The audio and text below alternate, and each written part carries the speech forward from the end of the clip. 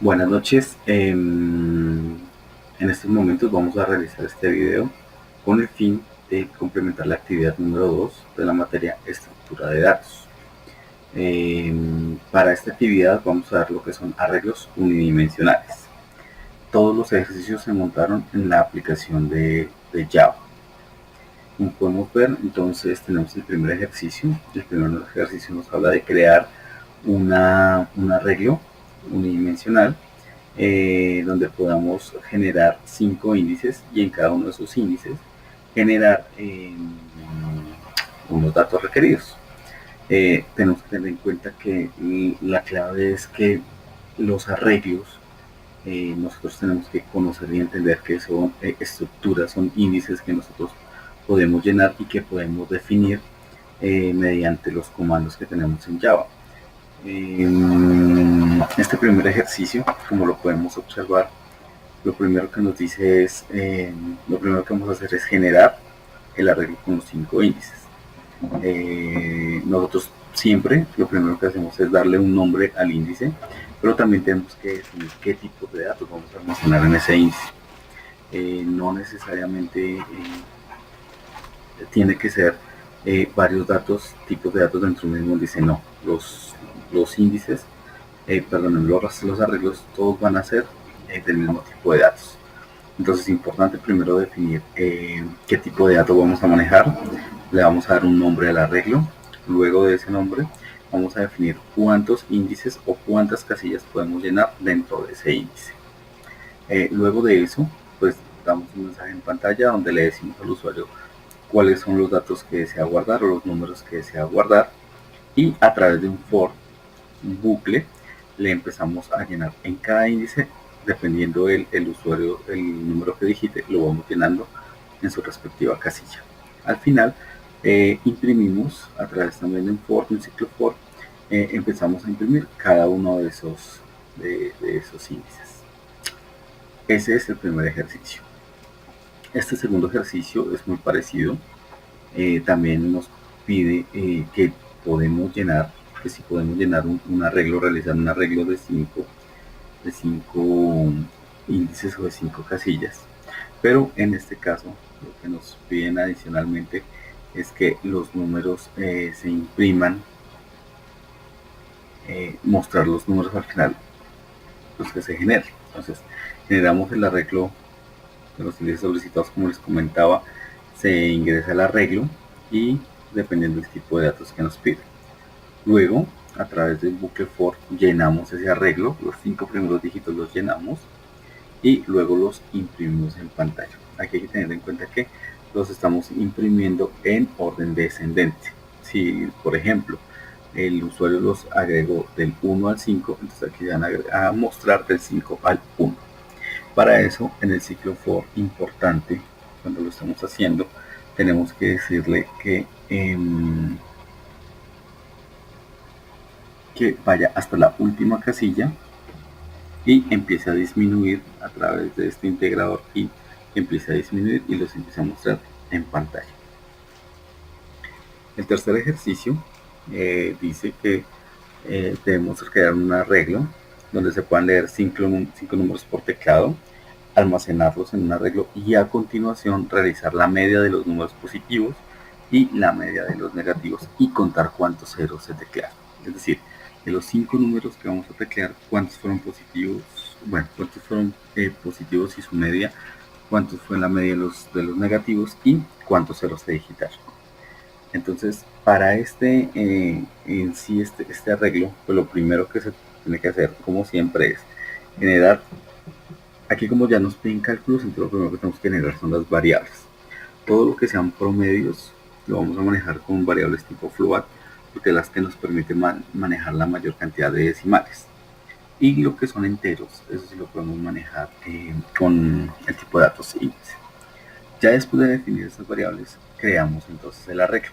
Como el ejercicio nos lo pidió, son 5 números por teclado. Entonces aquí podemos observar que creamos el arreglo llamado números y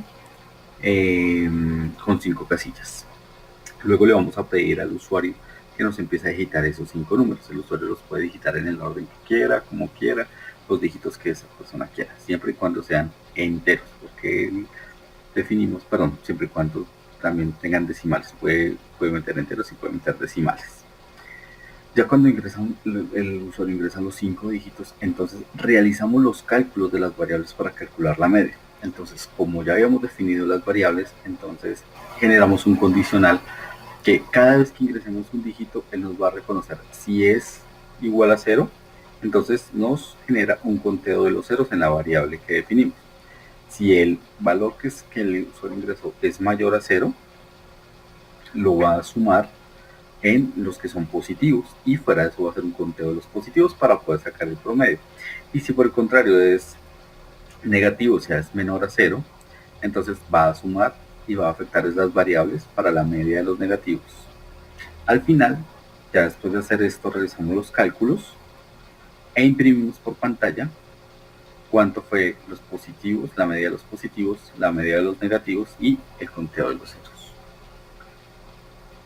Luego, en el ejercicio número 4, nos pide que debemos leer 10 números enteros, guardarlos en un arreglo, debemos mostrarlos en el siguiente orden.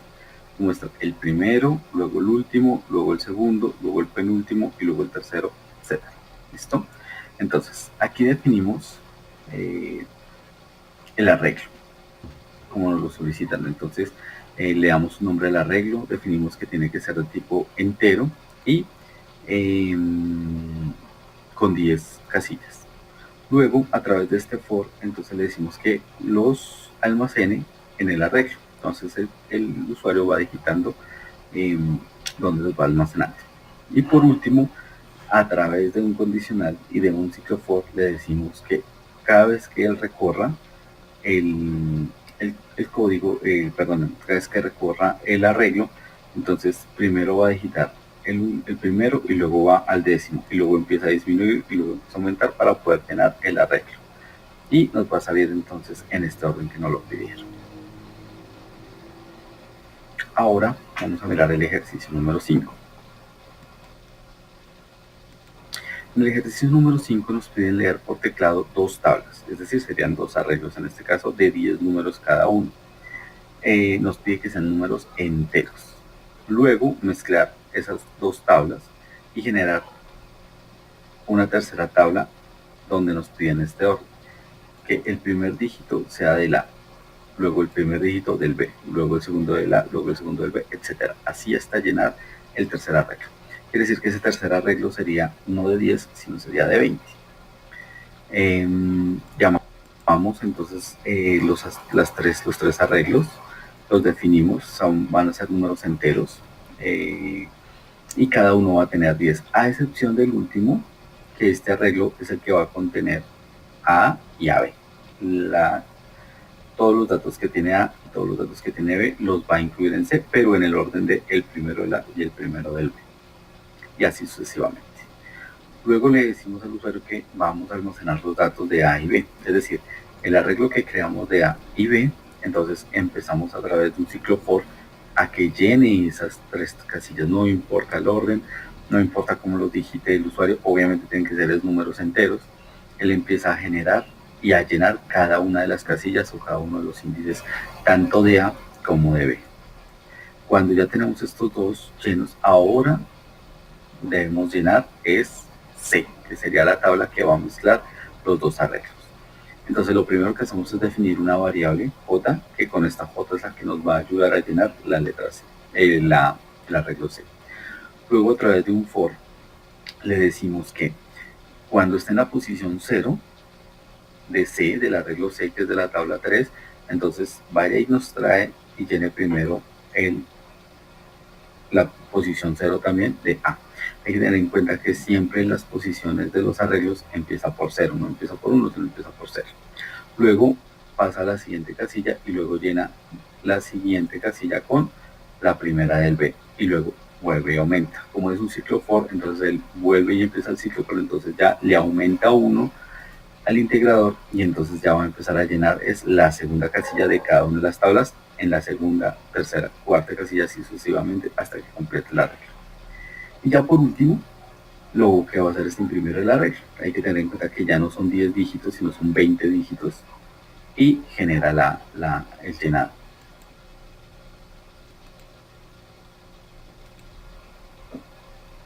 ¿Correcto? Bueno, el ejercicio número 6. El ejercicio número 6 nos dice que debemos leer los datos correspondientes a dos tablas de 12 números, cada una tiene 12 números, mezclarlos en una tercera de la forma 3. 3 de la tabla A y 3 de la tabla B. Es muy parecido al ejercicio anterior, igual, en este caso son solamente 6 dígitos, entonces son 12 por un lado, 12 por el otro. Generamos los arreglos, le pedimos al usuario que llene los arreglos a través de los ciclo for, y por último aquí en el llenado llenamos el arreglo C. Aquí es donde entonces ya le decimos, en la anterior le decíamos que llenara el primero, pero ahora vamos a decir que el primero más 2 casillas más. ¿Para qué? Para que empiece a llenar 3 casillas, luego pase al arreglo B, traiga las otras 3 casillas, luego pase al arreglo A, traiga las otras 3 casillas, y así sucesivamente hasta que completa las 24 casillas. Y por último, lo imprime. Es muy parecido al primero. El siguiente ejercicio nos habla de que debe leer por teclado 10 números enteros. La aplicación debe indicarnos si los números están ordenados en forma creciente, decreciente o si están desordenados. Entonces, aquí lo más relevante de este ejercicio es que aparte, pues se tiene que definir el arreglo de 10. Tenemos que definir dos variables adicionales. Una que nos diga si es creciente y otra que nos diga si es decreciente. Hay varias formas de poderlo hacer. Aquí se puede dejar numérico, float, bueno, como quiera el tipo de datos. Yo escogí que fuera boolean, me pareció una buena opción, ya que él a través de este tipo de datos nos puede decir si es creciente, falso o verdadero. Pues inicializamos en falso, pues porque determinamos que inicialmente no va a ser así. A través de los condicionales que le pongamos, él va a definir si realmente es creciente o decreciente y le va a cambiar de falso a true. Luego almacenamos los datos del arreglo, ¿listo?